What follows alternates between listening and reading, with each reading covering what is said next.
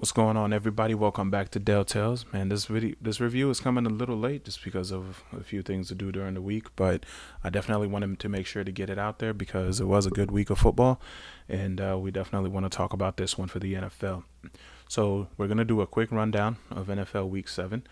And this time I'm doing it a little bit differently. I'm actually talking about the main points for each team instead of specific stats and all that. So I will mention some stats, but not as I did in the previous videos. But let's run right through it real quick. Broncos and the Saints. Now, this one right here, this is one of those games that makes you wonder what is actually going on with both the quarterbacks on this team. You know, they can both complete the ball, they can throw for a lot of yards, but for some unknown reason, they just can't throw touchdowns. It's like everything they can do, but the very last, most important part that they need to do as a quarterback, they're just not getting it done. And it truly makes me wonder what is actually going on.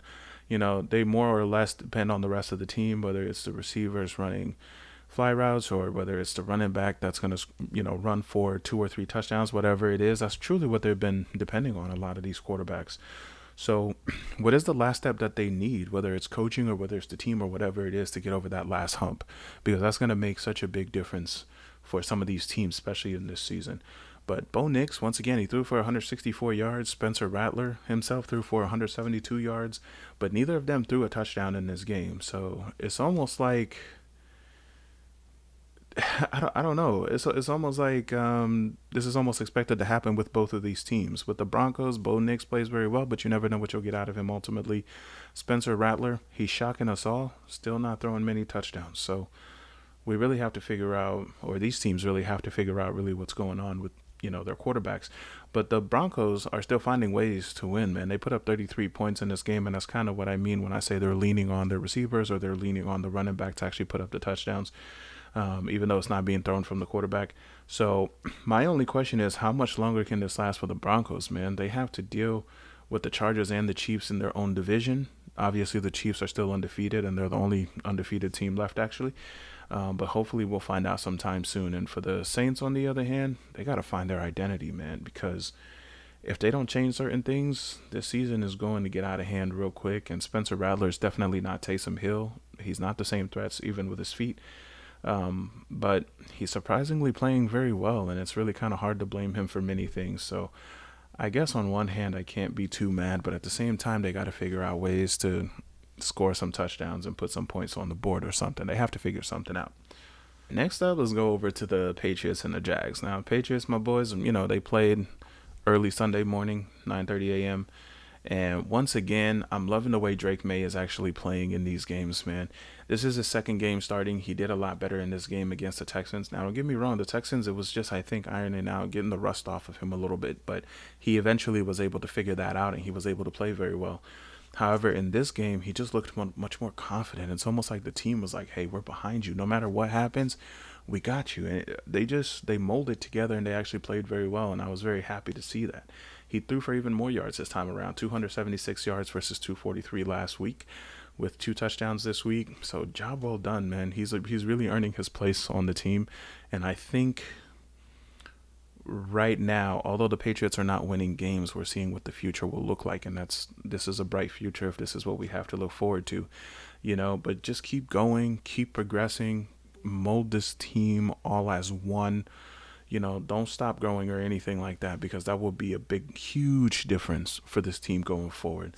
You know, but what I want to see is how Gerard Mayo's reign as coach kind of grows over time. This is the NFL. You're not just going to come in and be the best coach ever, but you know, how will you grow when your team is in rebuilding mode over the next 2 or 3 years? How will this team progress? How will they do in drafting? Because Bill Belichick was not the biggest drafter, but he found players that were willing to play 100% for him, and that's a big key. I don't know if Gerard Mayo can find those same exact players, but you will find some of those players in the draft that will come in and play for you and play lights out. And so far, we're seeing that even with Drake May, so I'm happy to see that. But for the Jags, man, they just have to figure it out, man. Week in, week out, you're not going to be playing the New England Patriots. So you got to find ways to win games with good teams or against good teams. You just have to figure it out, and that's totally up to them. And they will definitely remain in this conversation, even though they are 2-5 right now. But if they don't figure it out soon enough, this season will definitely run away from them a lot quicker than expected. So that's something they have to figure out. All right, so the Lions and the Vikings. Now, this was once again one of those games where I said one of the two undefeated teams in the NFL has to go away. I did pick the Vikings to lose this game to the Lions because obviously this is a division game, so they're going to come with their A game. Everybody wants to lead their division, but at the same time, going undefeated is not really an expectation in the NFL. I don't know if that was part of the weight on the Vikings part, but the Lions came in and controlled this game. The Vikings tried to make a comeback in the end, but I had the Lions winning this game from the get-go, and I've said that many weeks over the past few weeks if you check out the videos. And I called it out. A lot of people were shocked that I picked the Lions to win this game. I'm not exactly sure why, though. But I knew this would not be an easy game for either team. The Vikings definitely showed that even at the end of the game, they can still try to come back and make it a game and still try to come back and make it a close game at least. But the Lions' defensive line is just, they might be the best defensive line in the NFL, although I know TJ Watt is over there in Pittsburgh. But as an overall defensive package, I think the Lions might be the best defense in the NFL. Do they give up points? Sure. Do they keep their offense in the game, though? Yes. Can they stop the big plays? Yes. Can they stop the run? Yes. Do they have defensive ends that can make plays when needed? Absolutely. They just, man, they're a complete package, man. They're a well-oiled machine right now. That's just what they are. As for the Vikings, this is not college. Like I said, one loss really means nothing in the NFL. You're still one of the two best teams that are up there. You know, just this is big boy football. It's just different in the NFL. It's not the same way in college. But I have to wonder, out of these two teams after this game, and we had a great game, who's at the top of the NFC North, or who will be at the top of the NFC North at the end of the season, because that will actually be something interesting to find out, and I can't wait to find out. So, we'll get back at them for that one. We'll come back and see that. Bills, Titans. Okay, now, once again, this is one of those games where the Titans are simply in rebuilding mode. The Bills were expected to win this game hands down. The Titans are not going to do much right now. They just have to accept it. It's okay. The AFC South is definitely being ran by the Texans right now, and the Colts are not far behind, but definitely behind the Texans right now. For the Titans, at least they know they're getting a new stadium that is being built that will be ready for them in a few years. As for the Bills, they still have a couple of problems in the AFC, and that's the Ravens and the Chiefs. You still have to beat them in the playoffs and compete with them during the regular season when they're on your schedule. But we all know those two teams are going to be a nightmare for anybody in all of the NFL, by the way. It's not just exclusive to them. But this is the reason why we don't know how far the Bills will be able to get even in the playoffs once they do get there. And now they got to watch out for the Texans, which, of course, they lost to them a few weeks ago. But Josh Allen started actually looking like himself again in this game, just a little bit. But that's not really saying much because, once again, they were playing the Titans, a team in rebuilding mode. So maybe a few years down the road for the Titans, once they get over the hangover of losing Mike Vrabel, once they actually have a legitimate defense once again, and, they can rebuild everything about that team to where they were over the last couple of years, maybe then we can start talking again. Maybe then everything will actually start to change for them again. But as for right now, you can't ask for too much, man. They're just in rebuilding mode, and there are too many good teams in the NFL. It just is what it is. But for right now, also, this was a game for Buffalo to lose if they wanted to lose this game, but I don't think anyone had them losing this game. Even the odds bettors, it just wasn't close. The Titans will definitely be looking for a quarterback. I do wonder who would actually be the best fit in Tennessee, but I also wonder whether it will end up in the draft process.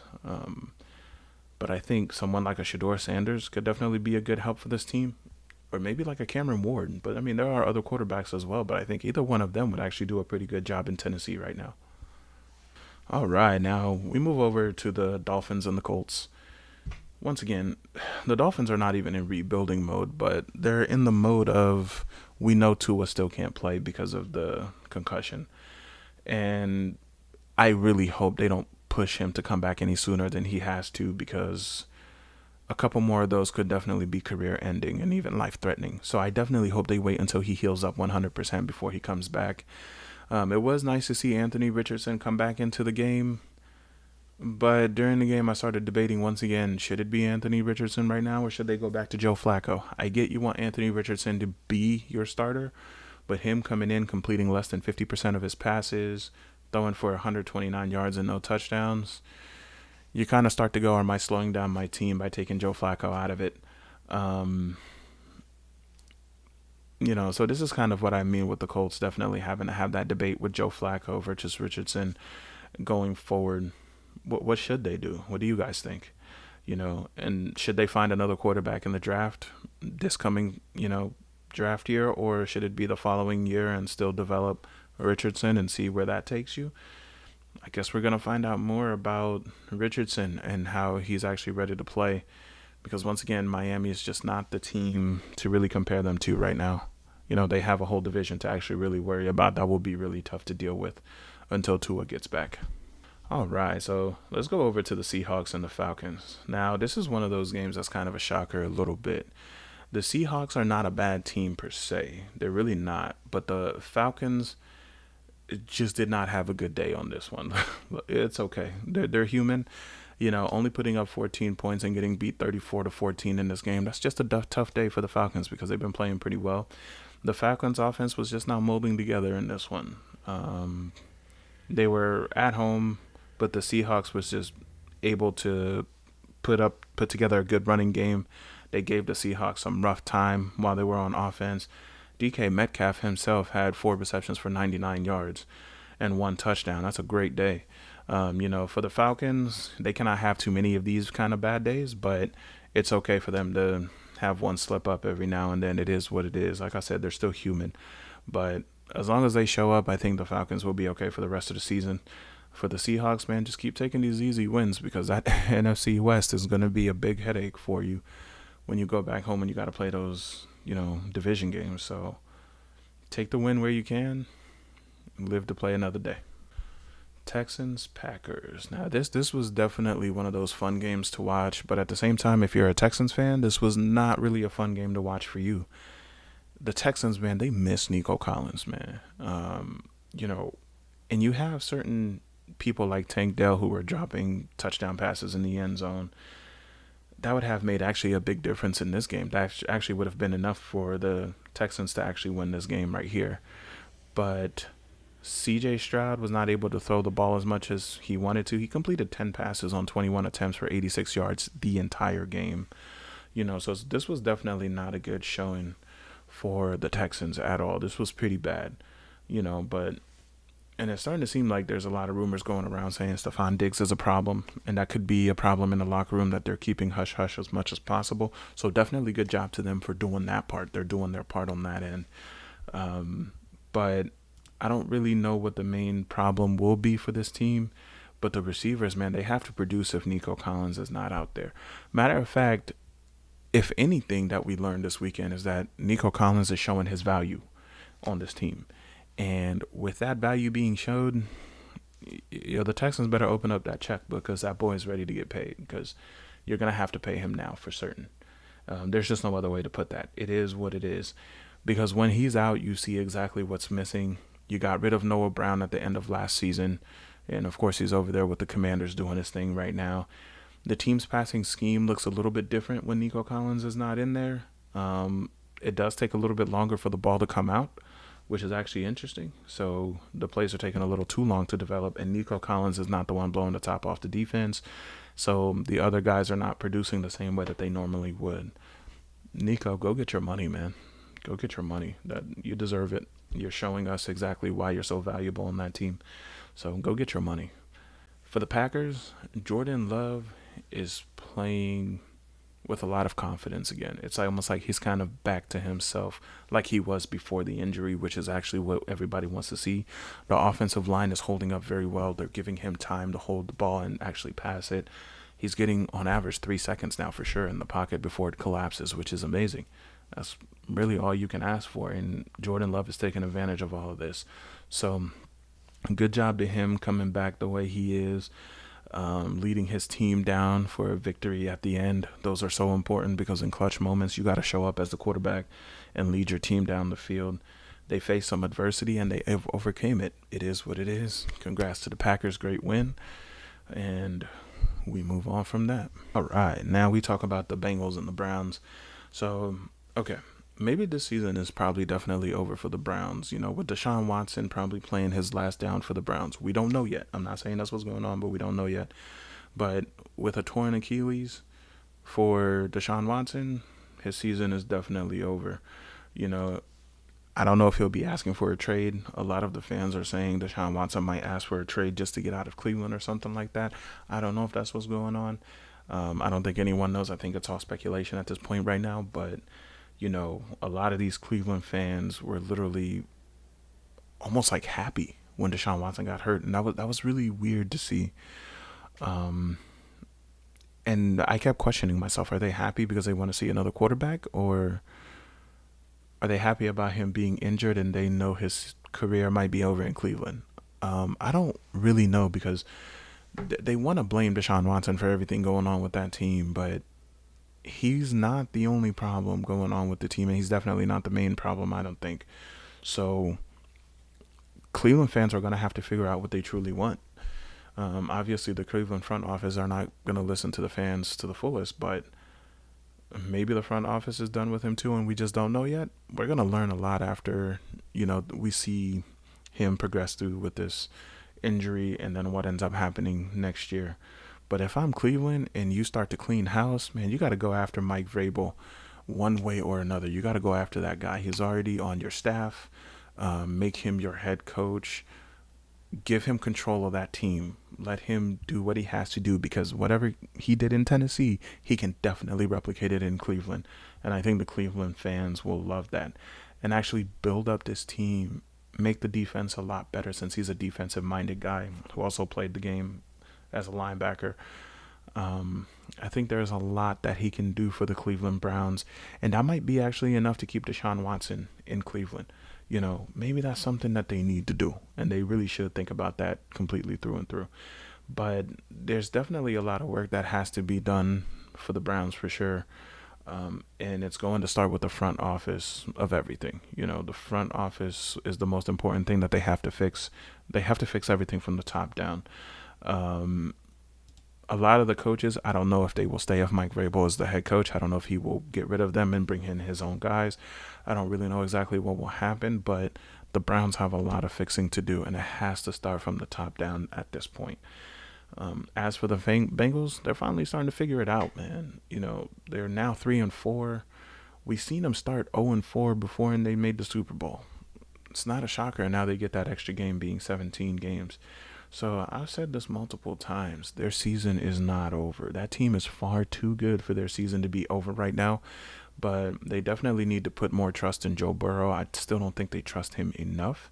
You paid him all this money, man. Let him be the leader of this offense and actually win you some football games. You got to put some trust in his hands. All right, let's move on over to the Eagles and Giants. There's something going on this week where the best quarterbacks, like I said earlier, are not throwing for many yards or many touchdowns for that matter of fact. Or they're throwing for many yards, no touchdowns, but they're throwing interceptions. It's been a little bit weird in the NFL. But Jalen Hurts only threw the ball 14 times the entire game. Saquon Barkley actually ran for more yards than Jalen Hurts had yards with completions. Saquon Barkley had 176 rushing yards, and Jalen Hurts only had a total of 114 passing yards. Which, once again, I don't know what's going on. There's something going on in the NFL. Maybe it's the argument that running backs don't matter, and now the top running backs are saying, hey, we matter, and we're here, and we're going to play to show you why we matter. Maybe that's what it is. I don't know. Maybe they're trying to prove a point. But I'm definitely glad to see in the third quarter that Saquon Barkley actually went and sat down on the bench and let the backups come up to get some playing time, some experience. They knew the game was out of reach for the Giants, and the experience would be a lot better for the backups to actually come in and take advantage of. The Giants were not going to do anything to come back in this game. There was no harm or a hurt for them to lose this game. As for the Giants, there are some rumors like I said earlier, that they might end up getting Justin Fields from the Steelers. I just think that's exactly what the Giants need at this point, man. I'm not exactly sure how true these rumors are. Hear this again. I'm not sure how true these rumors are. But if they are true, Justin Fields is far too good to be sitting on the bench in Pittsburgh. That's the simple truth to that. And I think this is exactly the spark that the Giants will actually need to keep that team going forward, man. Right. So let's go on to the Raiders and the Rams. Now, I think this game, the Rams finally remembered that there's still a football season going on. They almost looked like they actually wanted to win. You were in the Super Bowl a few years ago in your own house. You actually won it. And now you're 2-4, and everybody is really wondering, what is this team? Who is this team? They want to know, but they don't have an answer. So I'm actually really curious as well. Like, what is actually going on with them? Why are they playing the way that they are? What is changing? I'm actually really curious to know. Matthew Stafford doesn't look like himself right now, and we can all say that. Though I don't exactly still know what changed. I'm still trying to understand that fully. It's not really clear in my head. But the Raiders are definitely looking a lot better this week, even though they lost the game. Seems like something is changing with that offensive scheme a little bit. Some of the route combinations on the route tree are changing. The receivers are getting open a lot better. We have to remember that these 2-5 teams are not really out of it. And these 2-4 teams are not really out of the picture quite yet. It's no longer a 16-game season. We're now in a 17-game season. So a lot of things start to change. And that extra game really does mean a lot. And I honestly think that's the number one reason why a lot of these owners are trying to get an 18-game NFL season, which I still think is long because it's hard to stay healthy for 16 games, let alone 17 games. And now they want to do 18 games. I don't know if that's exactly the answer, but I know it definitely changes a lot of implications for the playoffs. That's for sure. And I think that's what these owners are trying to do, is give their teams more chances to actually make the playoffs. Panthers Commanders. Man, this is another one of those games. I'm not really going to touch too much on this one, but Jaden Daniels, he came out of the game with a little bit of a rib injury. We don't really know how severe this is. But once again, this is what I mean when I say coaching matters, because the Commanders still have Marcus Mariota. They made sure he was ready. He came out and he played lights out. He completed 18 for 23 passes, so great completion percentage, 205 yards and 2 touchdowns. He played exceptional. This is exactly what you need from players like this. Andy Dalton, on the other hand, if we want to be completely honest, he kind of looked like Bryce Young in this game. He kind of looked like his old, what we thought he was.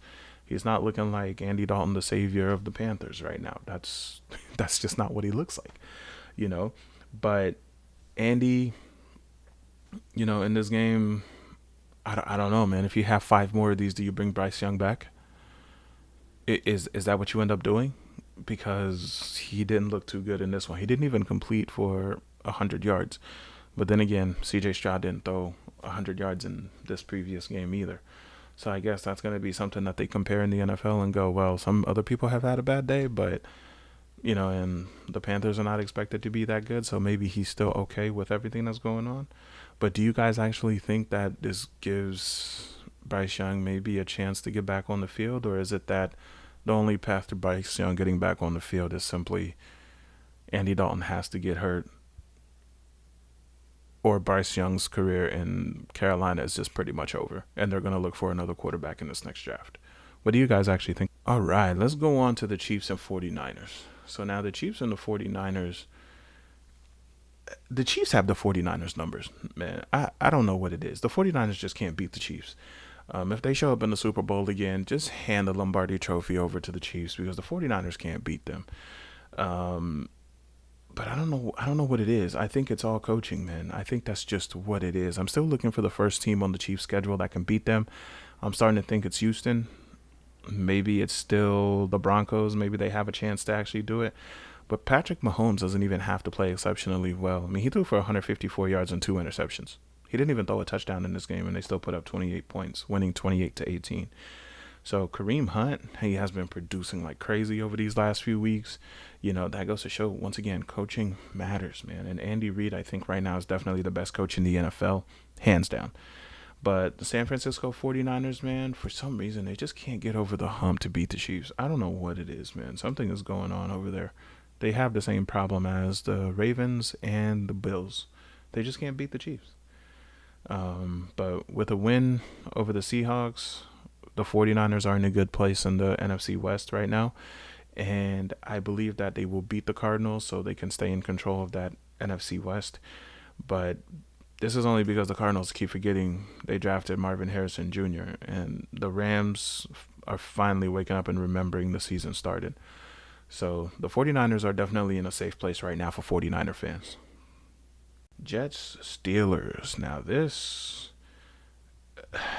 is another one of those games that just make you kind of scratch your head a little bit because you're really trying to understand what's going on. You know, Devontae Adams comes back for Aaron Rodgers, but it wasn't enough to really win the game.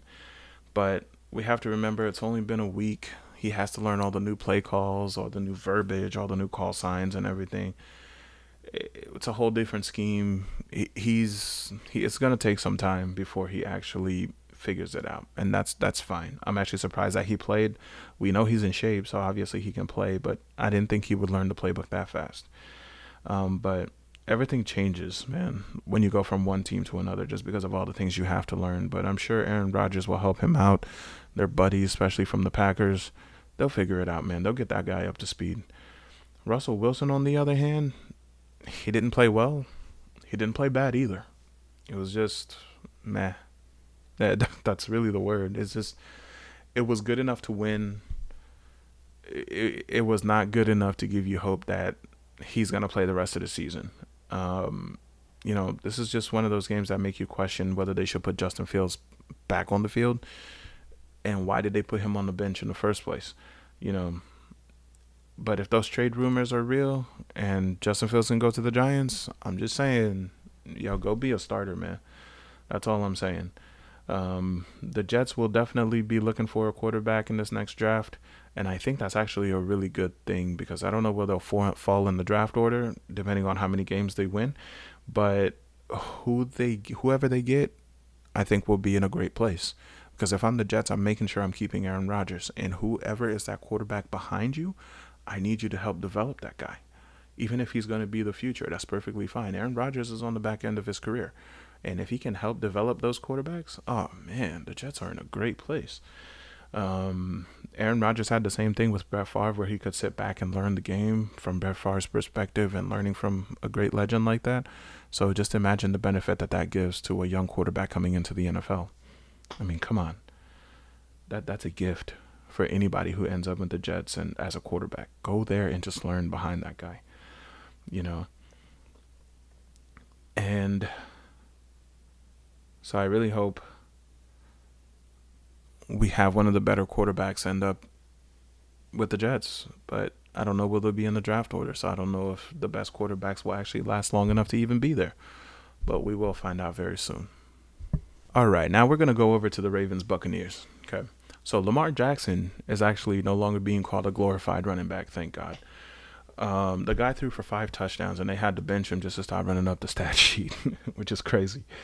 Even Derrick Henry carried the ball 15 yards for 169 yards. Sometimes when I watch the Ravens play, I really do wonder, is Derrick Henry just playing Madden on rookie mode, or is he out there actually playing in the NFL? Because he makes it look way too easy, and we all know it's not that easy. Baker Mayfield still playing lights out. He threw for 370 yards in this game and 3 touchdowns, but he did throw 2 interceptions with this one. But it was kind of all overshadowed because of the domination that was shown by the Ravens. But Tampa did not give up, man. They put up 21 points in the fourth quarter. They tried to come back. It just wasn't enough.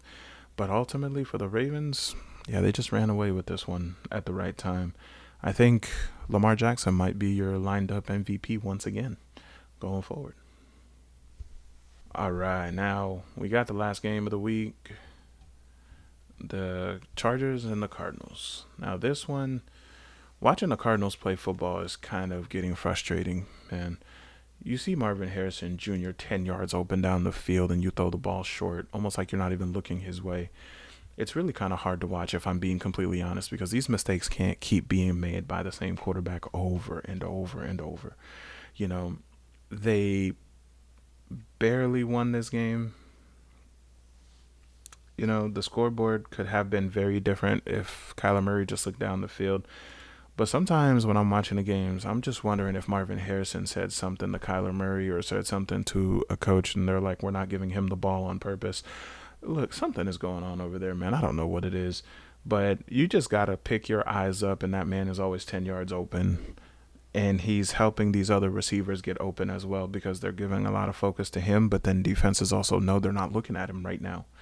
So if something happened that is keeping you from throwing the ball his way, can you guys, cook the beef and just kind of end it a little bit? Because, it can cost you quite a lot of games in this NFL season, man. And you don't want to lose your season just because you're not throwing it to a guy that's wide open.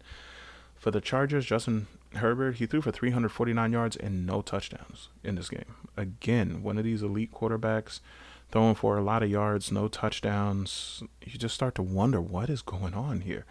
You're putting up a lot of stats on the stat sheet, but when it comes to the stats that matter the most, getting the ball in the end zone, it's just non-existent. That's just not good enough to win in the NFL. You can't kick 5 field goals and hope to beat an NFL team. You will come up short. If they even score 1 touchdown, it can happen. No one wants to go out there and beat the records that was set by the Bengals for kicking so many field goals. I'm sorry, not the Bengals, the Browns, for kicking so many field goals in a game with the Browns scoring touchdowns and the Browns still lost the game. Nobody wants to beat that record, man. So they're going to have to just do much better. But thank you very much, guys, for watching, man. Appreciate your time today. Let me know what you guys think about your teams going into week 8 next week. And we'll catch you guys. Definitely like and subscribe. And peace out, y'all.